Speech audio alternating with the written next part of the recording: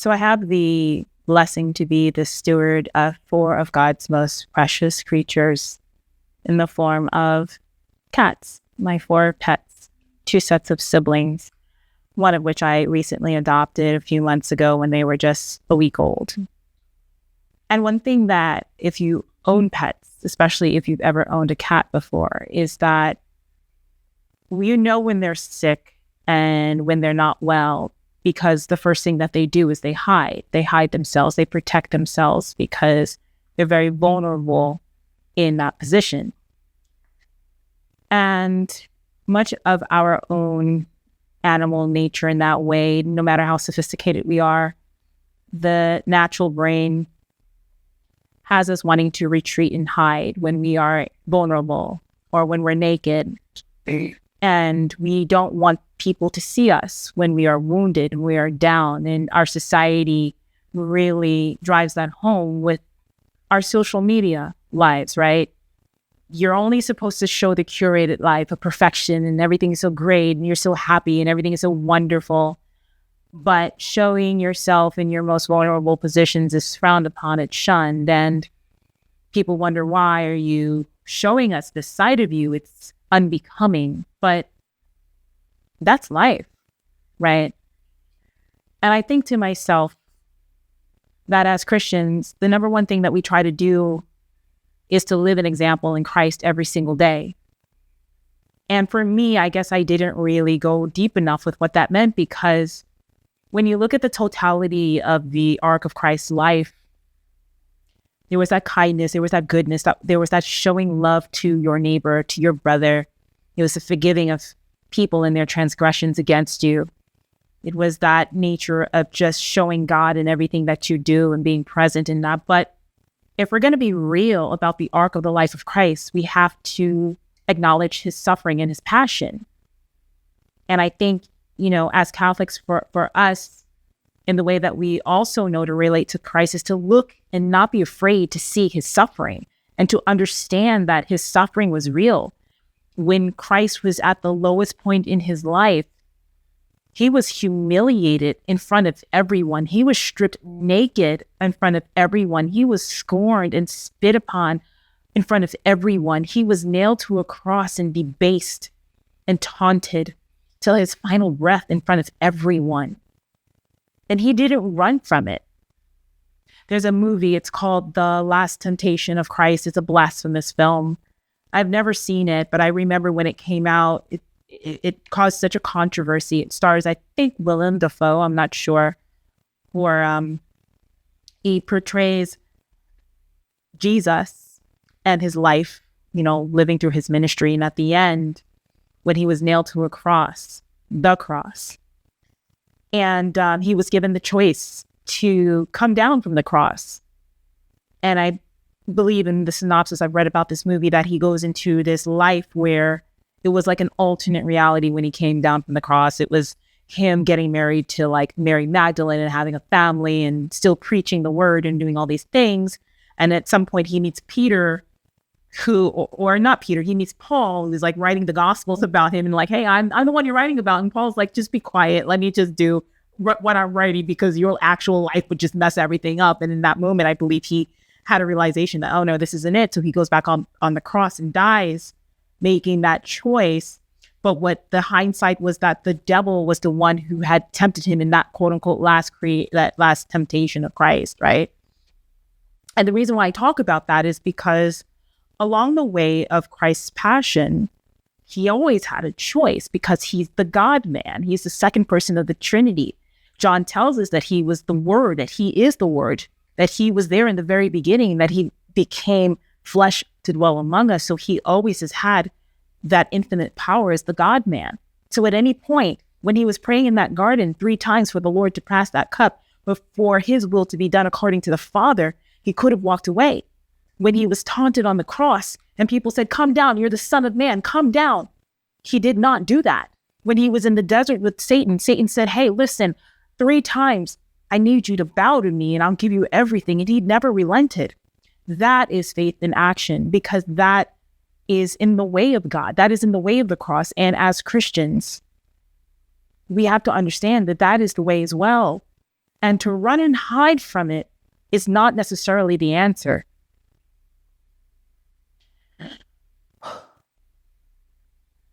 The other thing that I've discovered is this thing about a deeper understanding of desolation. I'm not depressed about my life.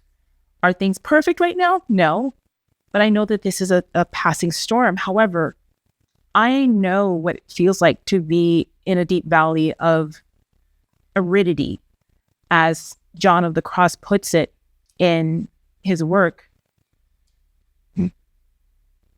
And I understand what it is to feel like you're praying and your prayers are not being answered, or you feel ignored by God, or that he has abandoned you in some way, like you've offended him so greatly that his love for you is there, but you can't feel it. And that is an empty feeling. And I'm going through that. I'm working my way through that. And I know in my video, in the last conversation, I said to you, I feel like the choice of the devil is clear. You don't even have to call him the devil, the prince of darkness, the dark energy that is opposed to the light. Whatever you want to refer to Satan and that evil energy as, is the lure is to leave, is to walk away. That the world has so much better. I have gotten so many amazing comments from you guys, so much amazing support, so many amazing prayers. Some of the folks out there that I look up to in the creator space, Ruslan, Michael Lofton, Matt Frad, you've each reached out to me, either in the comments or by text individually, and have told me to hang in there. And you guys have no idea how much that means to me. And for everyone else's comments that I have not had a chance to fully read yet, the emails that I've gotten, the DMs that I've gotten, you guys have no idea how much that was edifying for me. And at the same token, I've had people that reach out to me to tell me that it's okay to walk away from your faith. It's okay to put Christianity on hold. It's okay to go ahead and be happy because this stuff will never make you happy. But those are the lies of the devil. That is not the way. The thing about this, about desolation, is that you realize in your walk in faith that this is a part of the walk in faith.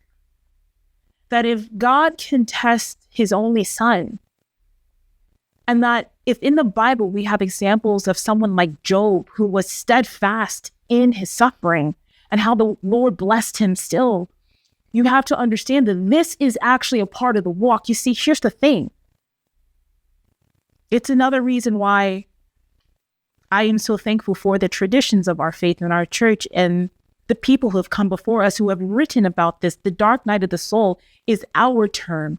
When you go to look that up online, it has been co-opted by the New Age. They talk about shadow work and all this stuff, but there's no mention of God in the middle of it. John of the Cross wrote the poem. He wrote the book. He coined the phrase, the dark night of the soul, because it's something that we will all go through. When the walk in faith starts to become easy, it was easy for me.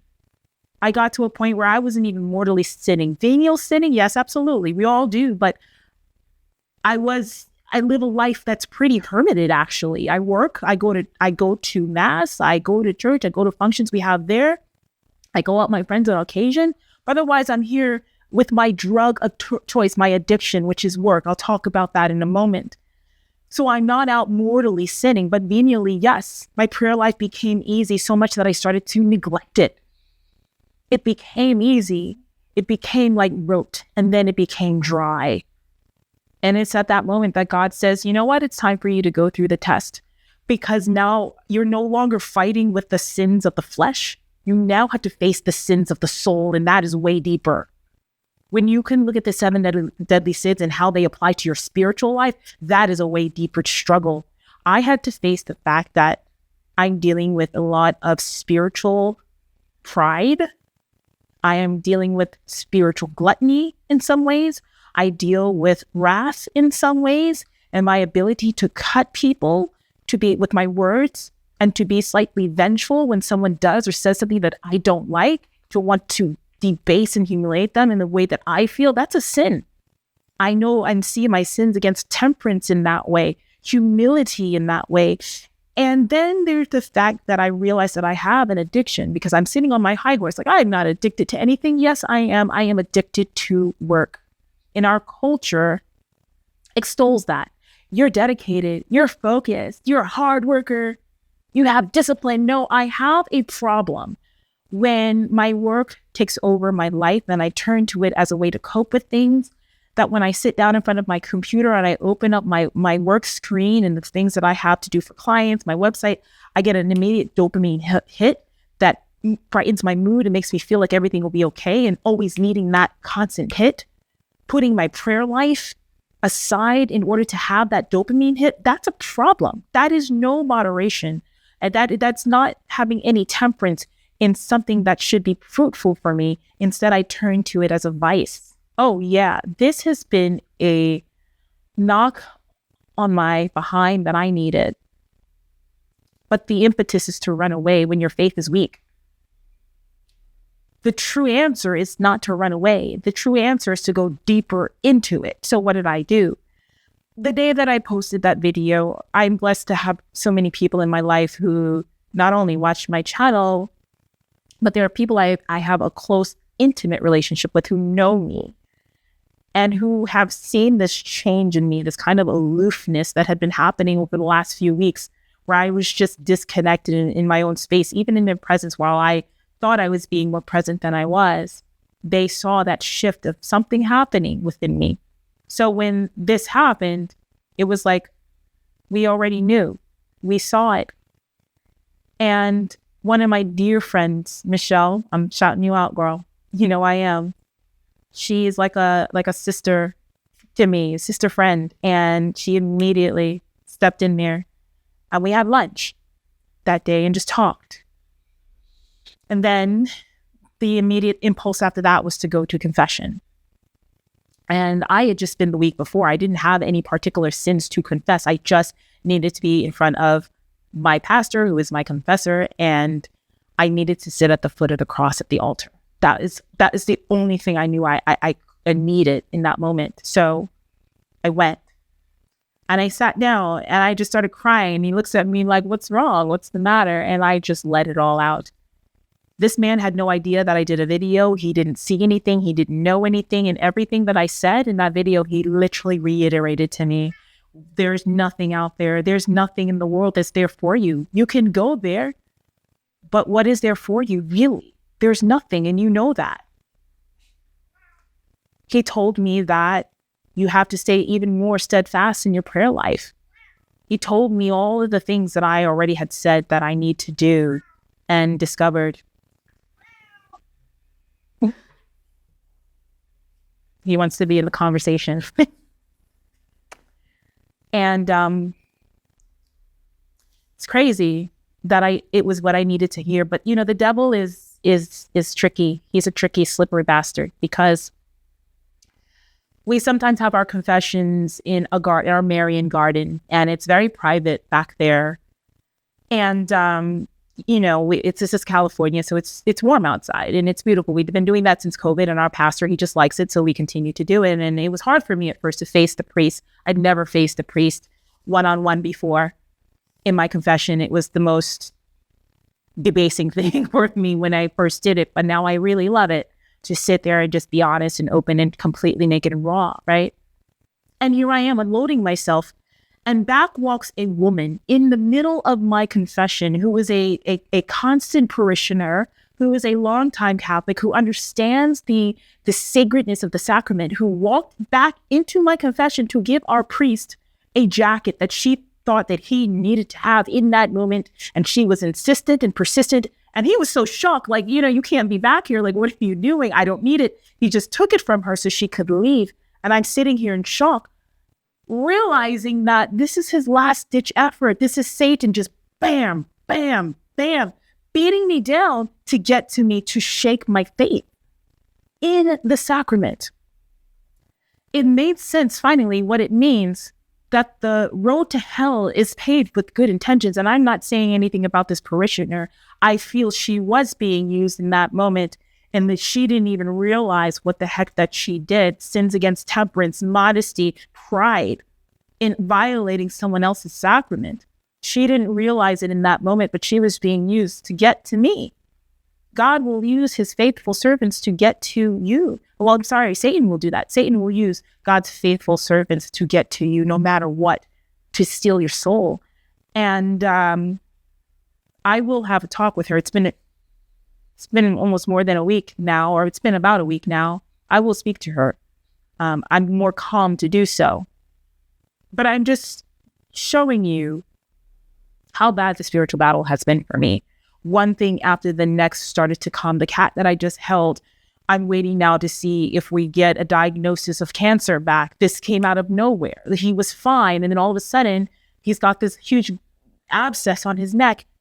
And we're concerned about what it is, myself and his vet.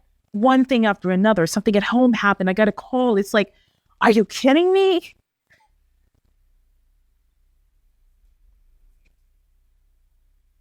But I stay steadfast. Every day, I have found myself not only praying, getting up in the morning, praying, but I say something very specific. The first thing I do is I thank the Lord for waking me up to see another day. The second thing I do is I say, Jesus, I trust in you. The words of Saint Faustina. And then the next thing that I say is probably the most important thing for me to utter right now. And that is, Jesus, I choose you. I have to wake up every morning to make the choice to follow him, because it is so easy right now to just say, screw it, because that's what the devil wants. To say, screw it, to walk away. This Christian stuff is too hard. You're not supposed to suffer. God wants you to feel good. He doesn't want you to feel good in your vices. Because what is the alternative? To walk away into my vices. He wants us to see him in our lowest points and to grow closer to him. The Eucharist has been healing for me. I need his flesh. I need his body. He said to us, unless you eat the flesh of the Son of Man and drink his blood, that you will not see eternal life. I go to confession. I go to Mass. I kneel on my knees and I receive him. And I feel like my soul is renewed. And at the end of Mass, I go to the foot of the altar and I sit before the cross and I pray and I ask him to guide me through, and I ask him to pass this cup, but only when it is his will. I ask Jesus to say to him, I say, you told me that your burden is light and your yoke is easy, for me to lay it at your feet, and that you would help me. That I have fallen and you are stronger than I. You got up, but I can't get back up without you.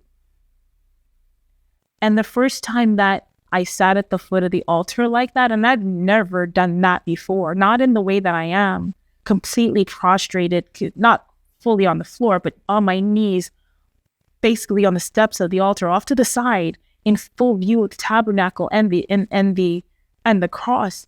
And I said, I'm not getting up until you lift this burden from me. The first time.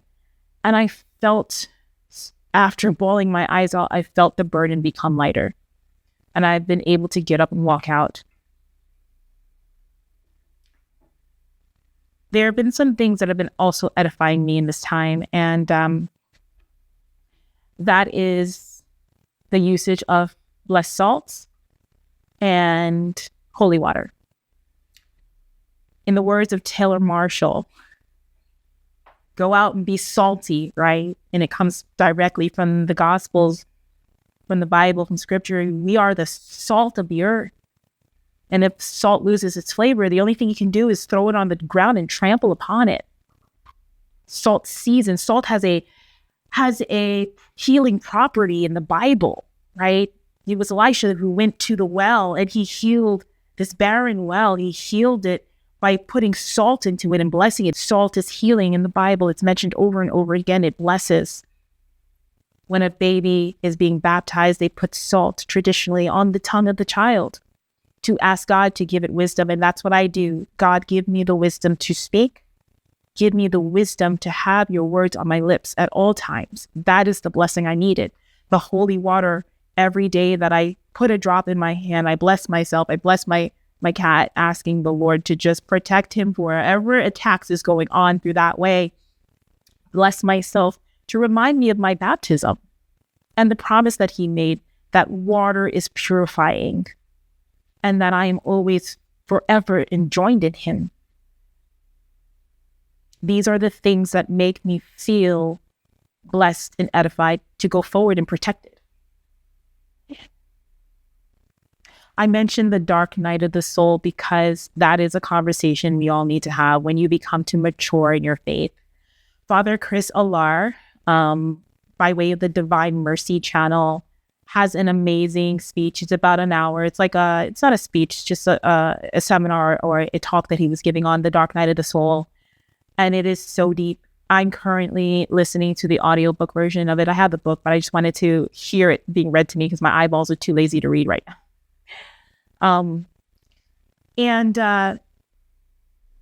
That, like I said, it's so deep because it helps you to understand this low point. And I know that so many people are here. So many of you shared your experiences in being this dark night.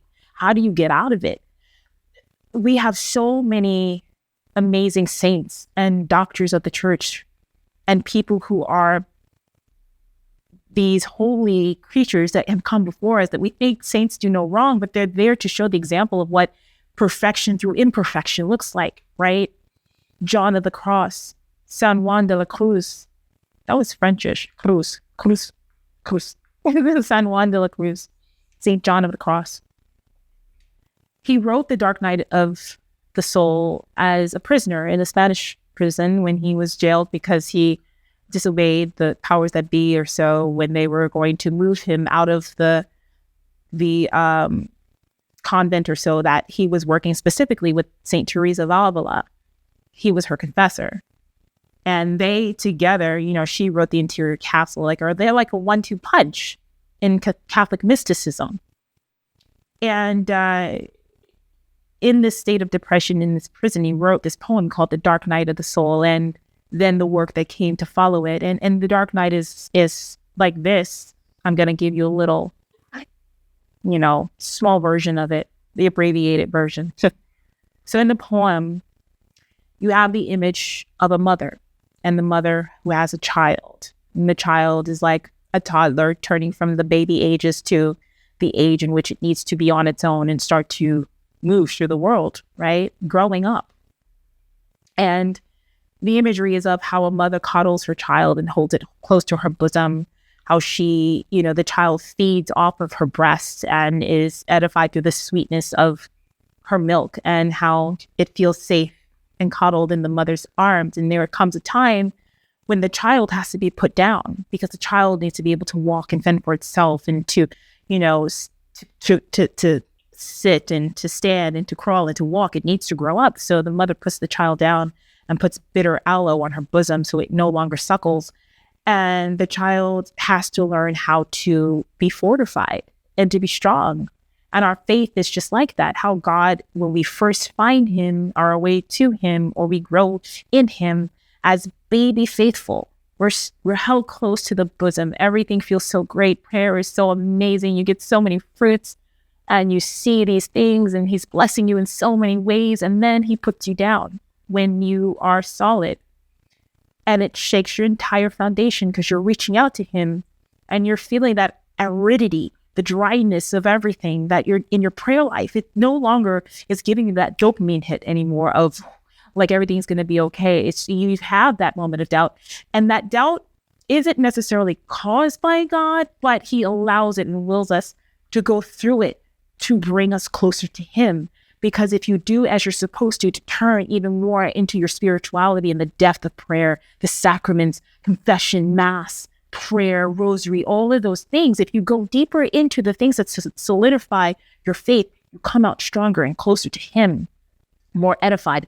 That is the dark night of the soul. That is how to get out of spiritual desolation. It goes even deeper when he ties in the 7 deadly sins to the spiritual life, no longer to the carnal sin, but the spiritual sin of all of that, and how you can identify that in yourself, work on pulling those layers away to come out more triumphantly and closer to him. And this is a cycle you'll go through your entire life. It does not stop, and you have an appreciation for it. The option is never to walk away. The New Age has taken this term and they have stolen it.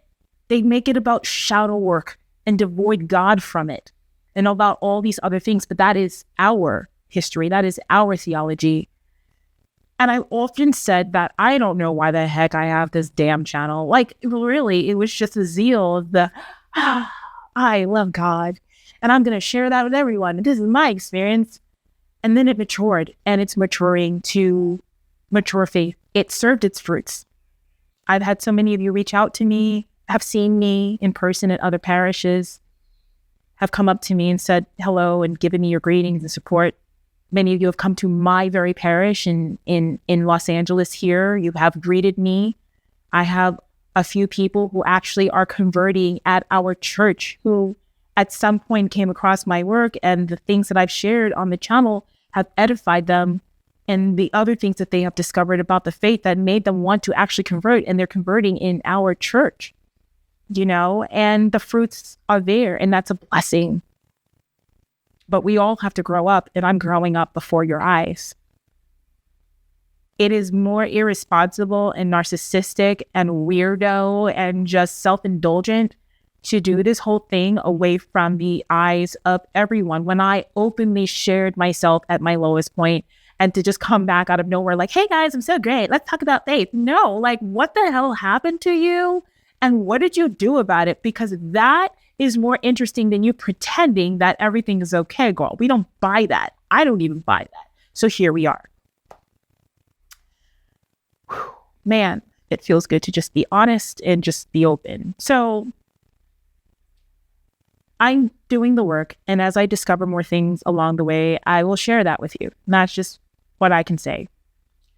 I'm really still digging through this video. It's only like an hour and 20 minutes maybe of Father Chris Alar talking about the dark night of the soul, but I literally have to like sit down and go over it again, and then go back to the book and just kind of like do it all side by side. So it's taking me longer to actually get through the entire video. But I think at some point I actually want to sit and talk about that, because I think that it's time for us to bring back the dark night to where it belongs, which is in our hands, in our faith, in our traditions. And I don't see that just solely as a Catholic. I mean, any Christian. I don't care what your denomination is. There are some of you out here who are not Catholic, and you follow this channel. You know exactly what I'm talking about, honey. Listen, let's go through this together. You may be agnostic. You might even be an atheist, and you just figured out what the hell's going on with me, and you're here. Welcome. God brought you here. Okay? I don't care what tradition or faith you're at. If you're here and you're watching, yeah, let's walk through it. I am so thankful for the Eucharist. I am so thankful for confession. I am so thankful for our saints. I am so thankful for the traditions that we have of the people that came before us, who can help us to figure out exactly what we need and not walk away from our Lord.